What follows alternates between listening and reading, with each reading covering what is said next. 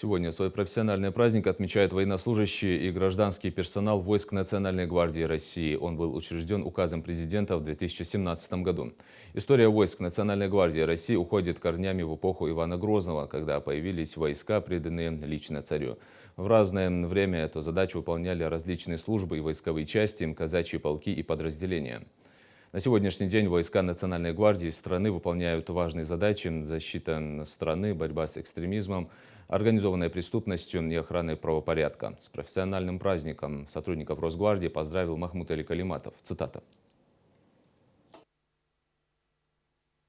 Уважаемые военнослужащие и ветераны Управления Росгвардии по Республике Ингушетия, поздравляю вас с профессиональным праздником – Днем войск Национальной гвардии Российской Федерации. Росгвардия – это незаменимое звено в системе правоохранительных органов нашей страны, занимающее важнейшее место в укреплении общественного порядка, обеспечении безопасности государства и защиты его граждан. Служба в войсках Национальной гвардии требует мужества, самоотдачи, ответственности, преданности своему делу и Отечеству. Сегодня военнослужащие Росгвардии Ингушетии на деле доказывают, что являются надежной опорой государства и достойными продолжателями славных боевых традиций защитников Отечества. Проявляя высокий уровень боевой и моральной подготовки, они с честью выполняют свой долг, несут службу в зоне проведения специальной военной операции. Многие наши воины получили ранения, некоторые пали смертью храбрых. Их имена навсегда останутся в народной памяти. Мы испытываем глубокую скорбь от этих потерь, но безгранично гордимся их подвигами, отмеченными высокими государственными наградами. Уважаемые росгвардейцы, примите слова искренней признательности и благодарности за вашу самоотверженную службу. Вы вносите значимый вклад в обеспечение правопорядка и общественной безопасности как в регионе, так и в стране в целом.